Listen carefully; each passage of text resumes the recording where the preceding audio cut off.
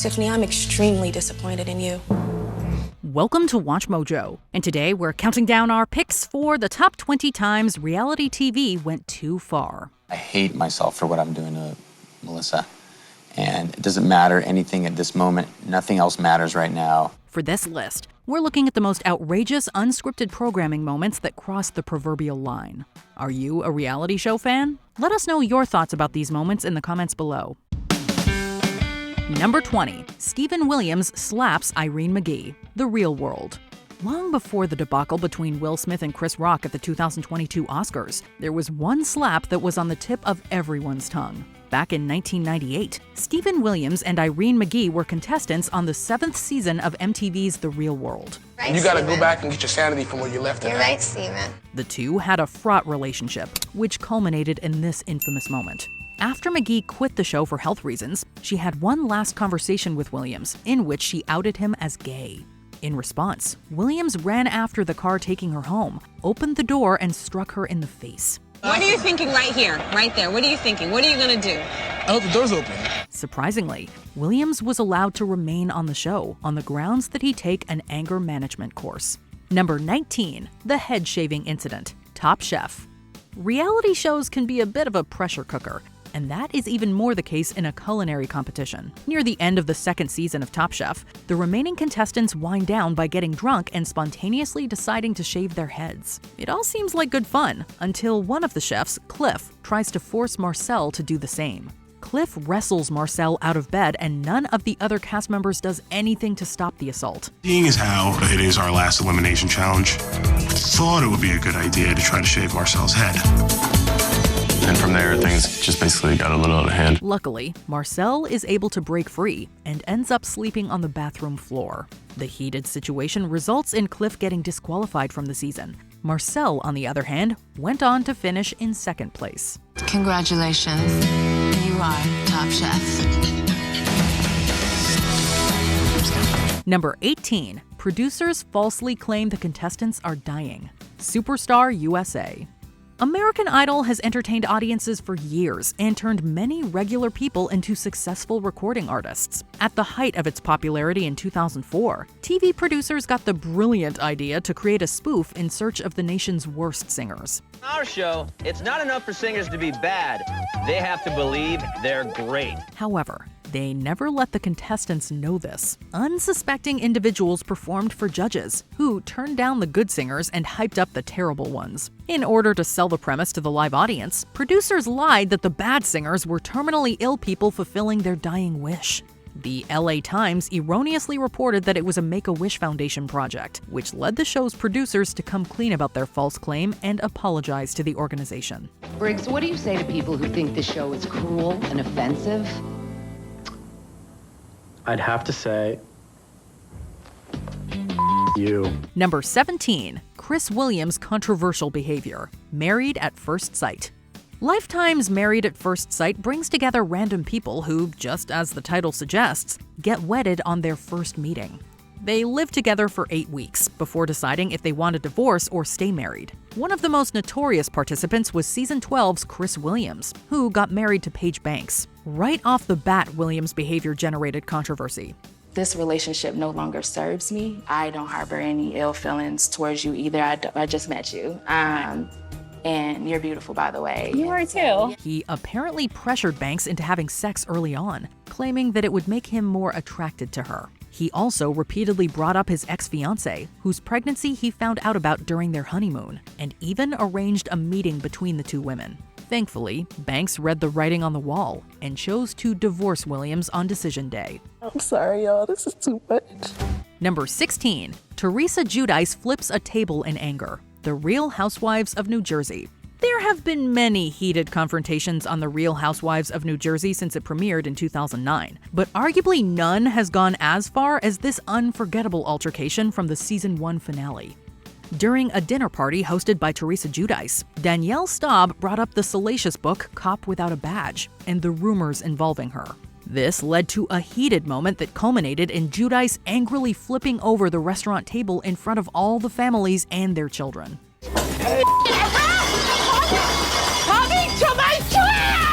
She even had to be restrained by the production crew. Years later, it's still regarded as one of the most iconic Real Housewives scenes, but even Giudice admits that it wasn't her proudest moment. One, two, three. You were engaged 19 times, you stupid. Number 15, June's forklift foot. Here comes Honey Boo Boo. When this Toddlers and Tiaras spin-off series hit the air, fans knew they were in for a wild ride. Say what you will about this outrageous show, but the Thompson family was unafraid to be their candid selves on camera, even when it came to the gross stuff. In a season 1 episode, Mama June uncovers her forklift foot, which was run over by, you guessed it, a forklift. Gnats begin to swarm as soon as her foot is out in the open. It's a disgusting reveal, even by Here Comes Honey Boo Boo standards. We're not surprised that June was hesitant to bare her souls. All right, Punk, now that I showed you forklift foot, it's time to go home. Number 14, Jason rescinds his proposal to Melissa, The Bachelor. The 13th season of The Bachelor ended with Jason Mesnick getting down on one knee and popping the question to Melissa Rycroft. Will you marry me? You want to marry me? I would love to marry you and spend the rest of my life with you. However, things took a shocking and abrupt turn during the After the Final Rose special, which aired immediately after the season finale. The second you start having doubts, not talk to me about it and say, let's work on this, let's fight. You know, I just put a ring on your finger and that means forever, so let's see what we can do to fix this. I'm just gonna pull away. Whoa, things are different and I don't even wanna try. Do you see where I'm a little irritated? Mesnick decided to call off his engagement to Rycroft in hopes of exploring a relationship with runner-up Molly Mullaney. You put a ring on Melissa's finger, you told Melissa you loved her and wanted to spend the rest of your life with her, but you don't want to fight to see if that can work. This would be heartbreaking for anyone if done in private, let alone in front of millions of viewers. Although the audience watched their proposal and breakup happen in less than an hour, in reality, both events were filmed about 6 weeks apart. Mesnick and Mullaney ultimately got married and welcomed a daughter in 2013. Number 13, we were all rooting for you, America's Next Top Model. Well, things sure got a little heated there, didn't they? This infamous moment from Cycle 4 of America's Next Top Model came after the first ever double elimination of contestants Tiffany Richardson and Rebecca Epley. While Epley cried as she hugged the other girls, Richardson seemed to take her elimination quite differently, much to Tyra Banks' dismay. Stop it! I have never in my life yelled at a girl like this. When my mother yells at this, it's because she loves me. I was rooting for you. We were all rooting for you. How dare you? Learn something from this. Banks voiced her disappointment and exploded at Richardson, uttering the words that are now enshrined in the pop culture lexicon. You roll in your eyes and you act like this because you've heard it all before. You've heard it all before. You don't know where the hell I come from. You have no idea what I've been through. The outburst seemed totally unwarranted for the situation, and apparently only humiliated Richardson, who claims that what was shown on TV was only a fraction of Banks' actual tirade. We only hope that she never in her life yelled at a girl like that again. Number 12, the outrageous premise, Are You Hot? You cannot talk about reality shows with ridiculous premises without bringing up Are You Hot? Dubbed the search for America's sexiest people, this show brought together people who thought they were hot to be evaluated by a panel of judges on their looks. Each contestant has already appeared before our panel of experts and been prejudged for this round to see if they're hot or if they're not. That's it. That's the whole show.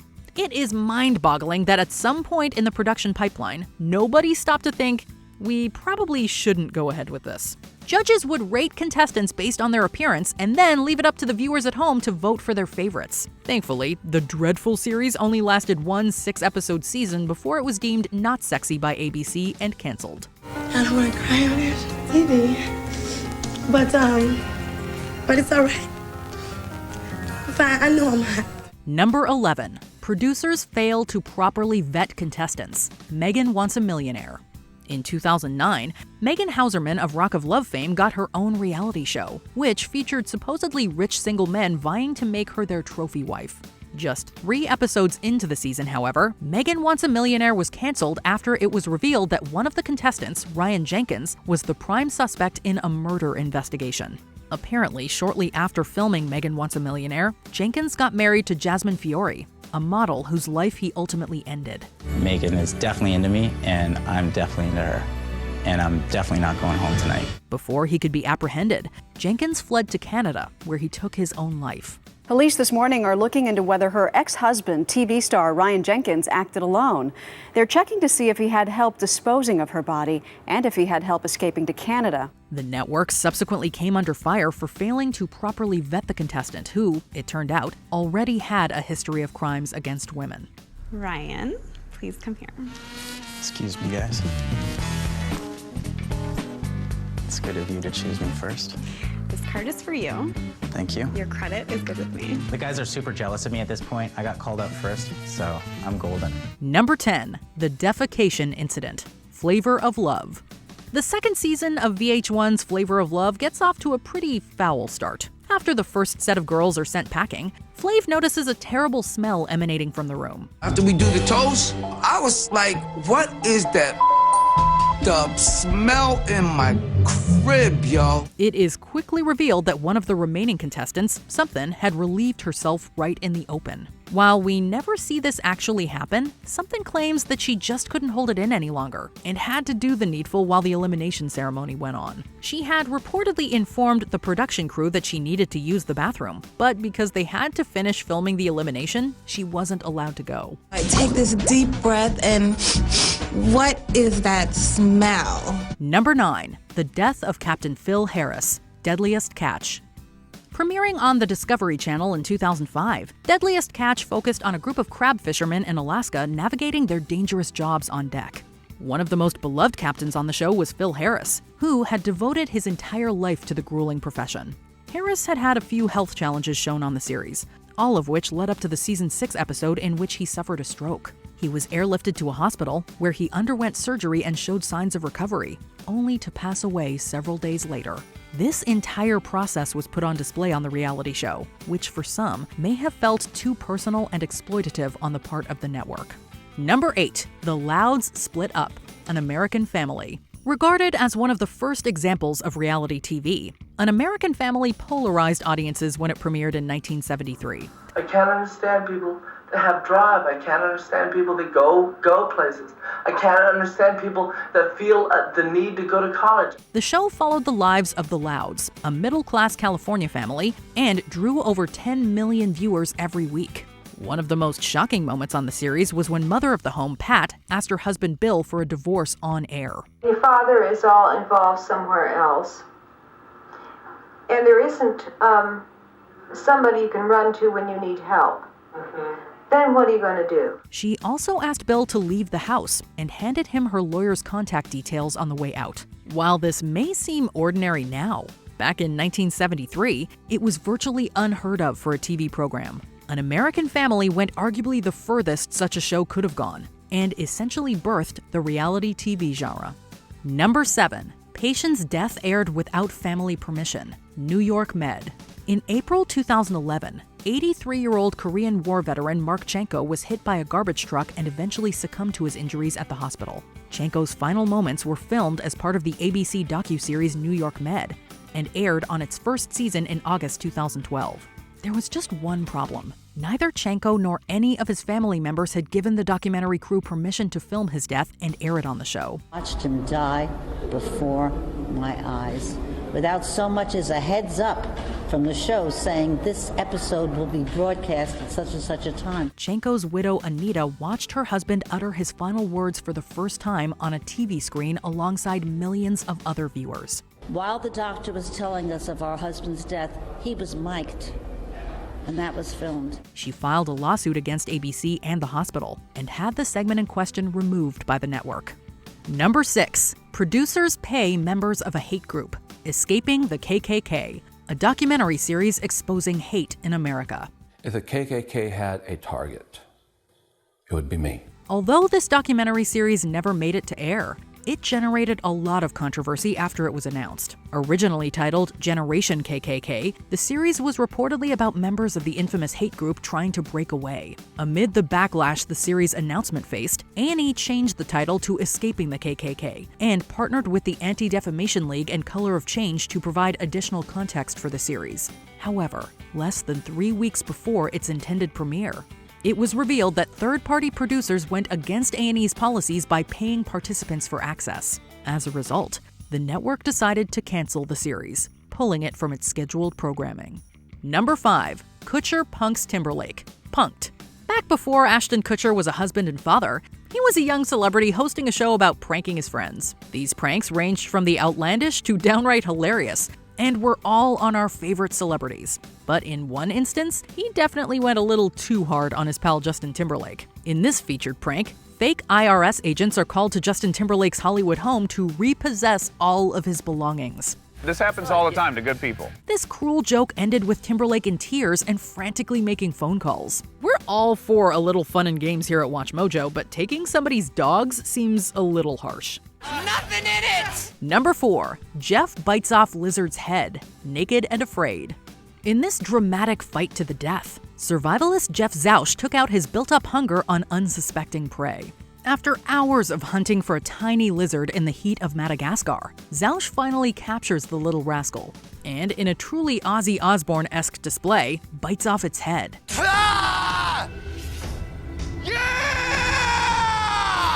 The lizard did serve as an extravagant meal for starving naked people in the wild, so that is a pretty good legacy for a little lizard to leave behind. Zausch went on to compete on Naked and Afraid XL. Number 3. Repo Man threatened with gun. Repo Games.